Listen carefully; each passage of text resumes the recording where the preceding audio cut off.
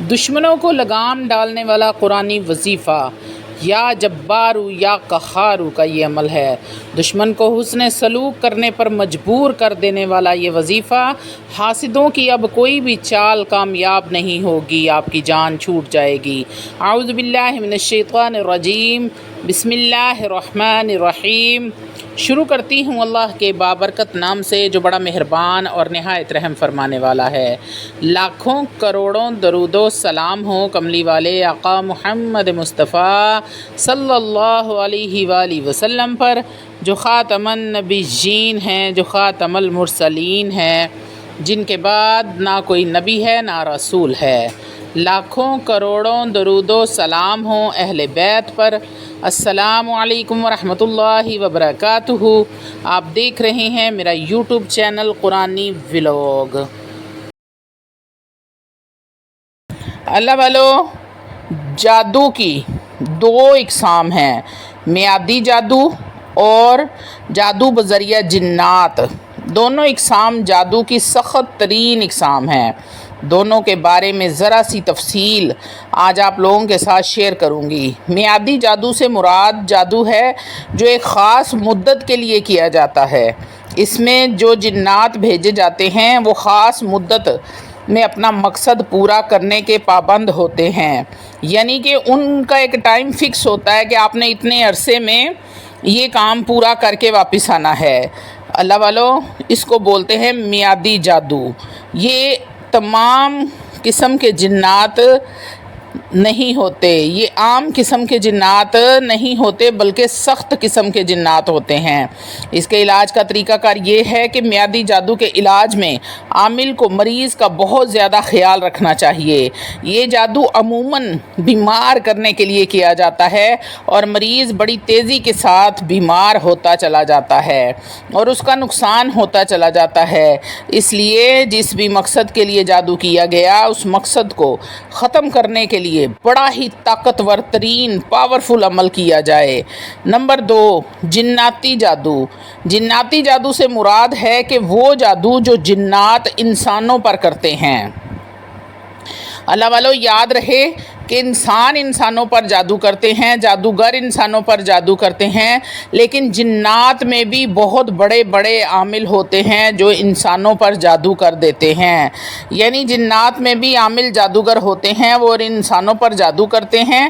یہ سب سے خطرناک قسم کے ہوتے ہیں کیونکہ عامل کا جن سے لڑنا ہر کسی کے بس کی بات نہیں ہوتی۔ اس لیے چھوٹے موٹے عامل کو اس مریض کا علاج نہیں کرنا چاہیے، ورنہ جن عامل اس کو نقصان دینے کے ساتھ ساتھ اس کا عمل بھی خراب کر دیتے ہیں اور عامل پر مختلف قسم کی بندشیں لگا دیتے ہیں۔ جنات جادو کا علاج کرنے کے لیے کئی کلاموں کا استعمال کرتے ہیں۔ کبھی کسی کلام کا وار کیا جاتا ہے اور کبھی کسی کلام کا وار کیا جاتا ہے، تاکہ جب تک مخالف جنات پہلے عمل کی کاٹ کرے دوسرا عمل اس کے سامنے کھڑا ہو، اور مریض کو بھی صبر و استقامت کے ساتھ کام لینا پڑتا ہے، تب جا کر کہیں کامیابی ملتی ہے۔ جنات زیادہ تر ظاہری نقصان دیتے ہیں، لیکن جادو کے ساتھ ظاہری اور باطنی نقصان بھی ہوتا ہے۔ اگر جادو کرنے والا جادوگر ماہر ہو اور اس کا عمل مضبوط ہو تو جو عامل علاج کر رہا ہے اس کی زندگی ایک عذاب بن جاتی ہے۔ اس کے اپنے کیے ہوئے جادو کی کاٹ میں وہ ذات پات پر اتر آتا ہے اور پھر مسلسل جادو اور جنات کو بھیجتا ہے۔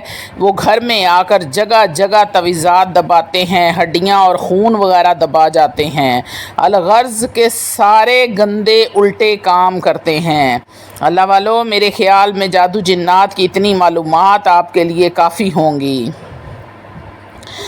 ویڈیو میں آگے بڑھنے سے پہلے آپ لوگوں سے چھوٹی سی التماس ہے کہ ویڈیو کو مکمل دیکھیے گا۔ اپنی مصروف ترین زندگی میں سے صرف 10 منٹ نکال کر اگر آپ اس ویڈیو کو دیکھ لیتے ہیں تو ہو سکتا ہے کہ آپ کے کسی ایک مسئلے کا حل، کسی ایک پریشانی کا توڑ، یا پھر کوئی ایک ایسی حاجت جو برسوں سے پوری نہ ہو رہی ہو اس کا کوئی حل نکل آئے۔ تو یقین کریں کہ میرا ویڈیو بنانے کا مقصد پورا ہو جاتا ہے۔ اللہ والو، روحانی اجازت کے لیے چینل کو سبسکرائب کر لیں اور کومنٹ میں سبحان اللہ لکھ دیں، آپ کو عمل کی اجازت اسی وقت مل جائے گی۔ اللہ والو اب آتے ہیں کالی ماتا کے عمل کے توڑ کی طرف۔ سفلی اور کالے جادو کے توڑ کے لیے آپ کو یہ 3 چیزیں چاہیے ہوں گی۔ نمبر 1 لوبان کافی مقدار میں۔ نمبر 2 اگربتیاں 198 اگربتیاں آپ کو چاہیے ہوں گی۔ نمبر 3 11 عدد موٹے گتے جس پر یا جبارو یا قہارو لکھا ہو۔ 1 بوتل پانی جس میں تازہ پانی ہو۔ یہ سارا سامان علاج کرتے وقت آپ اپنے پاس رکھیں گے اور پھر مریض کے گرد حصار قائم کر کے نمبر 1 سب سے پہلے آپ 11 سادے گتے پر یا جبارو یا قہارو موٹا موٹا کر کے لکھ لیں اور پھر ان گتے کے ٹکڑوں کو مریض کے کمرے میں اور چھت پر اس طرح لگائیں جس طرف بھی مریض دیکھے اسے یہ اسماء اعظم لگے ہوئے نظر آئیں۔ پہلا کام تو مکمل ہوا۔ اب دوسرا کام یہ کرنا ہے کہ لوبان اور پانی اور اگربتیوں پر اس صورت مبارکہ کا اس طرح سے ورد کرنا ہے۔ اول و آخر 100 مرتبہ درود ابراہیم پڑھیں۔ بہتر ہے کہ آپ درود ابراہیم ہی پڑھیں، دوسرا کوئی درود نہ پڑھیں، نہیں تو اگر مجبوری ہے تو کوئی بھی مختصر سا درود آپ پڑھ لیں، لیکن بہتر ہے کہ اگر آپ درود ابراہیم پڑھیں۔